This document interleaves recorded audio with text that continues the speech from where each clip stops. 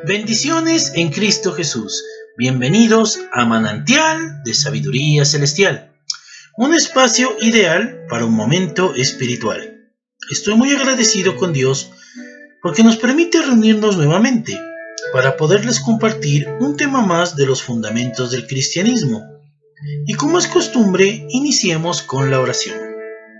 Querido Dios, queremos agradecerte porque nos regalas un día más de vida para poder conocer y profundizar tus enseñanzas y principios. Nuestro propósito es ser cada día mejores personas. Por esa razón, en este momento queremos confesar nuestros pecados delante de ti, porque sabemos que son muchos. Necesitamos de tu guía y dirección para mantenernos fortalecidos y libres de toda maldad. Con mucha humildad nos llenamos de tu Espíritu Santo para que esta valiosa instrucción quede grabada en nuestra mente y corazón, llevando a la práctica tus enseñanzas. En tus manos dejamos todas esas cargas y necesidades. Sabemos que tú tienes cuidado de nosotros. En el poderoso nombre de nuestro Señor Jesucristo. Amén y amén. Bueno, esto es una presentación de Manantial de Sabiduría Celestial, un espacio ideal para un momento espiritual. Bienvenidos. Fundamentos del cristianismo, lección 8. Satanás, un enemigo ya derrotado. En nuestro caminar como cristianos tenemos tres enemigos a quienes debemos enfrentarnos. Y a pesar de ser muy poderosos y de mucho cuidado, ya están derrotados. Estos enemigos son Satanás, nuestra naturaleza pecaminosa y una sociedad lejos de la voluntad de Dios. Pero a pesar de esto, no podemos ignorar que el primer enemigo de un hijo de Dios es el pecado, porque el pecado es una barrera entre Dios y los hombres. Por otro lado, el error de muchos cristianos es ignorar cómo ataca cada uno de estos enemigos y cuál es su propósito. Más aún, muchos ignoran cuáles son las armas que Dios nos dio para ganar nuestra victoria diaria. En esta lección y en las dos siguientes vamos a aprender a reconocer cómo y dónde atacan, pero sobre todo, cómo usar esas armas que Dios nos ha dado para apropiarnos de la victoria.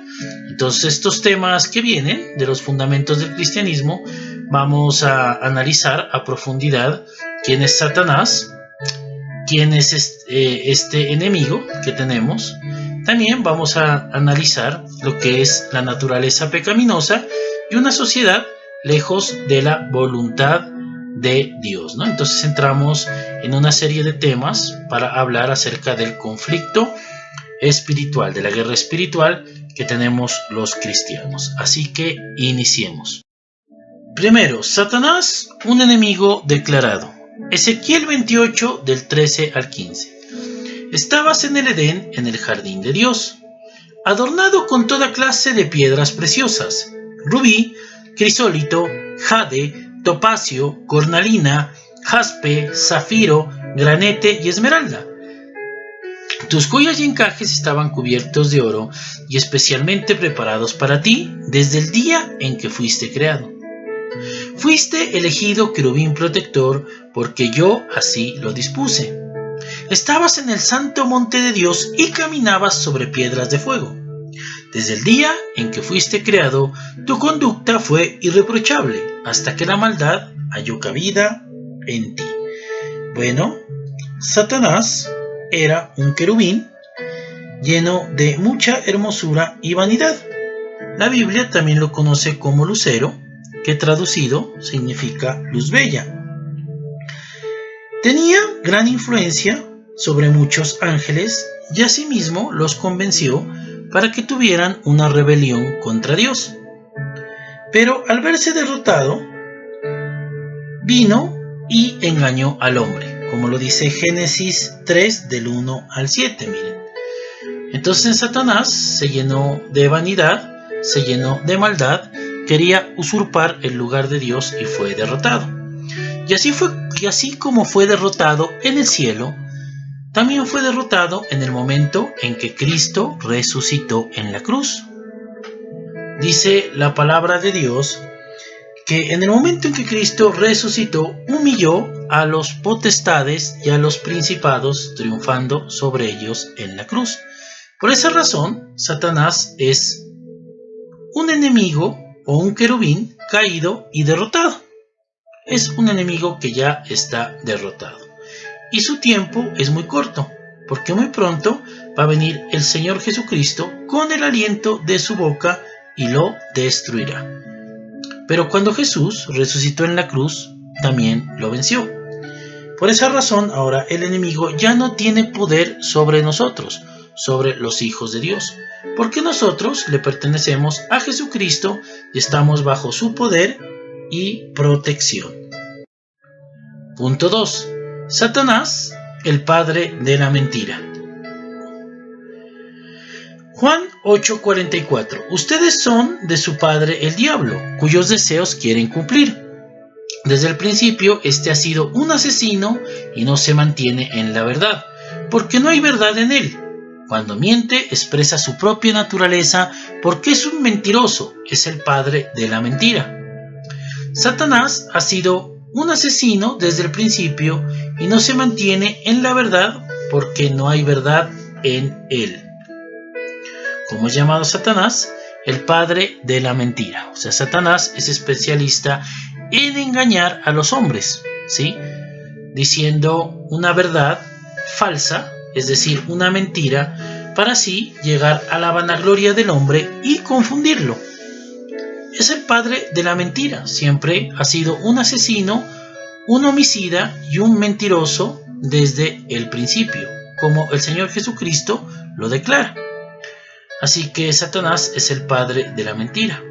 Cuando tú escuches cualquier cosa que vaya en contra de la moral, de las buenas costumbres, de los principios y valores que el Señor Jesucristo nos ha enseñado en su palabra, ten presente que esas palabras no vienen de parte de Dios. Y si muchas personas te dicen que eso está bien, tienes que darte cuenta que Satanás disfraza la mentira como verdad. Y sabemos obviamente que eso está mal. Entonces recuerden, Satanás también tiene muchos títulos y dentro de ellos es el padre de la mentira. Así que todo lo que sea engaño, todo lo que sea falsedad, proviene de Satanás. Punto 3. Su propósito: destruir el plan de vida de los hombres. Juan 10:10. El ladrón no viene más que a robar, matar y destruir. Yo he venido para que tengan vida y la tengan en abundancia. Aquí en este pasaje podemos analizar las intenciones de las tinieblas y las intenciones de la luz. Las intenciones de las tinieblas es robar, matar y destruir todo el plan de vida y el propósito que Dios tiene con los hombres. Mientras que Dios, nuestro Señor Jesucristo, vino a darnos una vida en abundancia, es decir, una vida con un propósito. Jesucristo, por esa razón, se refirió a Satanás como el ladrón, cuyo propósito, cuyo principal objetivo es destruir la vida de los hombres y de sus familias. Y lo hace por medio de engaños comunes como el temor, el conformismo, la duda, la culpabilidad, el menosprecio, etc. Estas son algunas de las maneras en que Satanás ataca.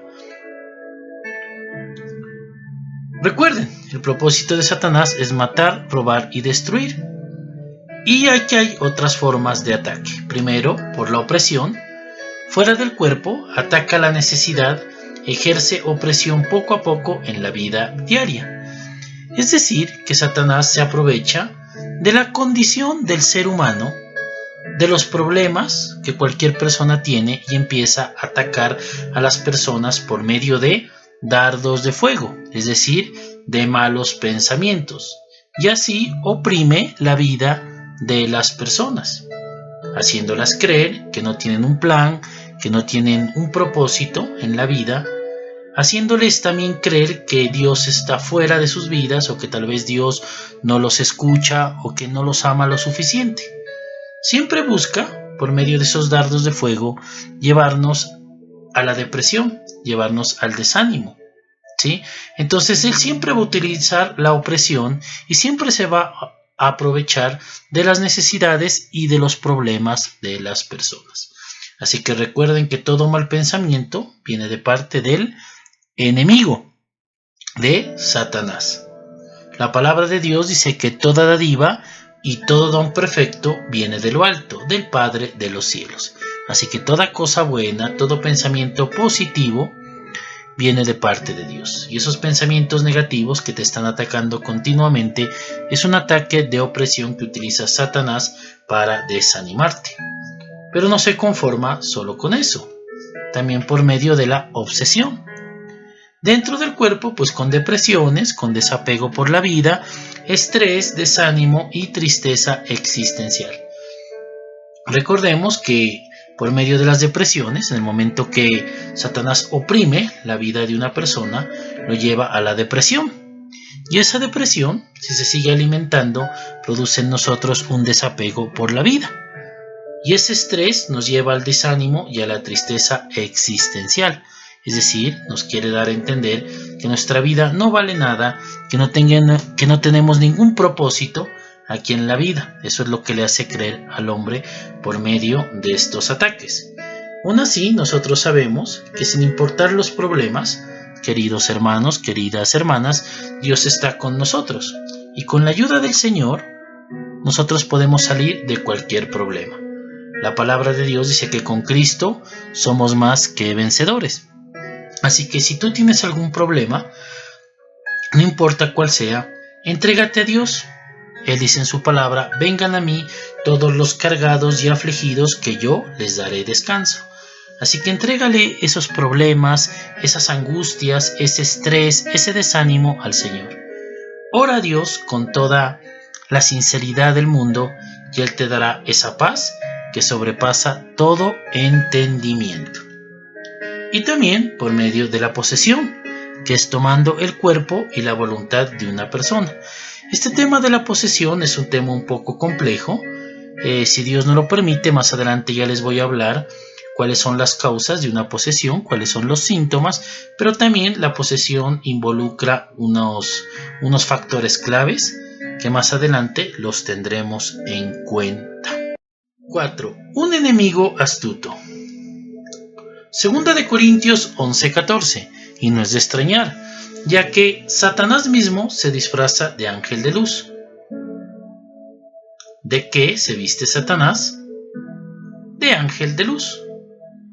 Satanás es un engañador por excelencia, y por eso tratará de utilizar todos los medios y mentiras que pueda para lograr desviar la fe, su posición con Cristo y sus valores. Utiliza cualquier medio para engañar con cosas aparentemente buenas o inofensivas, pero su fin es el engaño y la destrucción.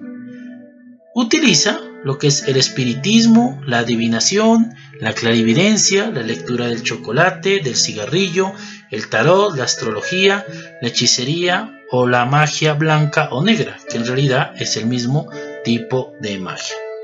Entonces Satanás utiliza todo este tipo de hechicerías para engañar al ser humano, haciéndonos creer que sabe lo que va a suceder en el futuro, mostrándonos tal vez situaciones que para nosotros son desconocidas, ¿sí?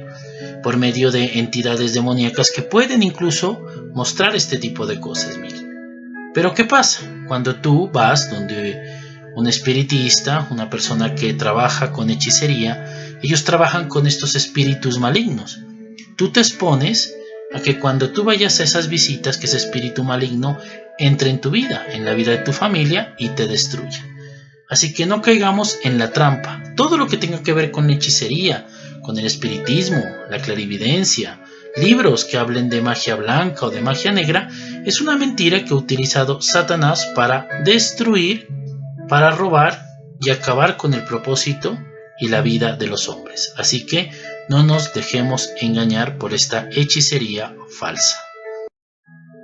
Nuestras armas. Bueno, aquí vamos a analizar de qué armas Dios nos ha dotado para vencer a Satanás.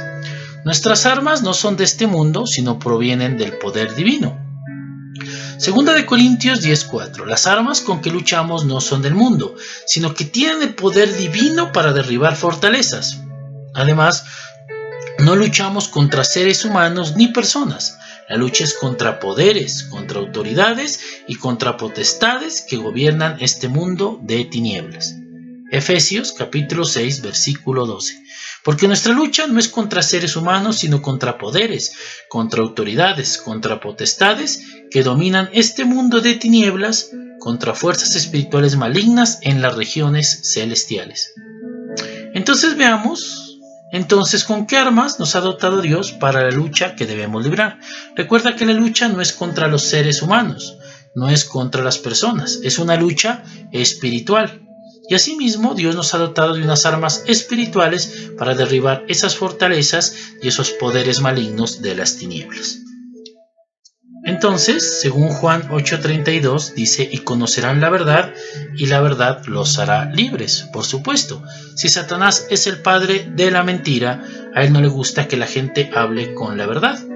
Si tú dispones en tu vida a hablar con la verdad, es una manera con la cual atacas a Satanás, ya que lastimosamente vivimos en un mundo lleno de mentiras, y Satanás se alimenta de esas mentiras. Así que desde hoy en adelante procuremos hablar con la verdad, y es una manera de combatir esas fuerzas de las tinieblas. También Santiago 4:7 dice, así que sométanse a Dios, resistan al diablo y él huirá de ustedes.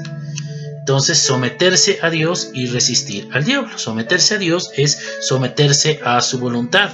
También es por medio de la obediencia.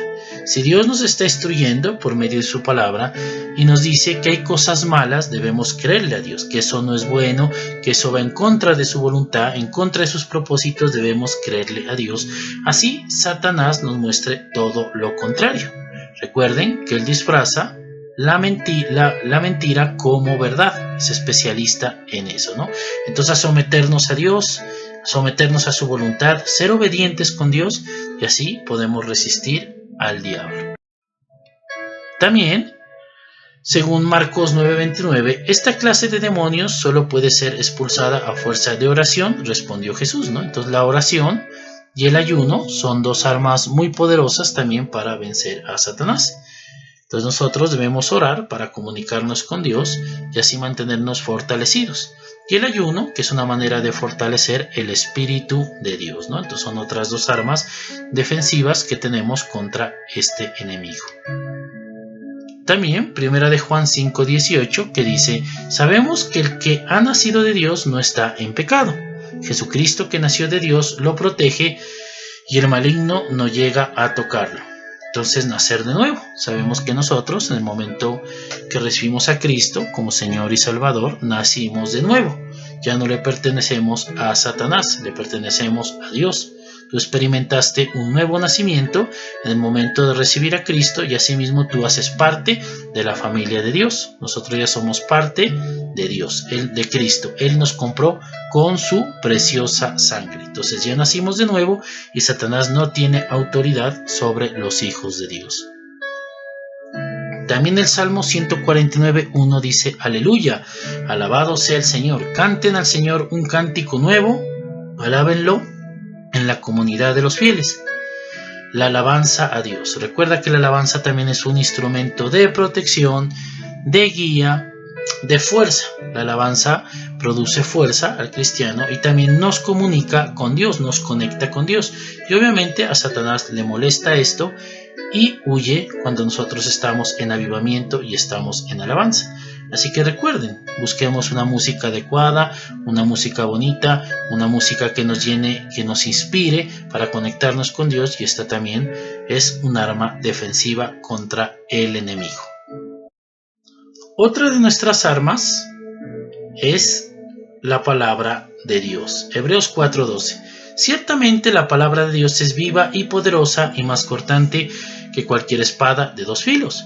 Penetra hasta lo más profundo del alma y del espíritu, hasta la médula de los huesos, y juzga los pensamientos y las intenciones del corazón.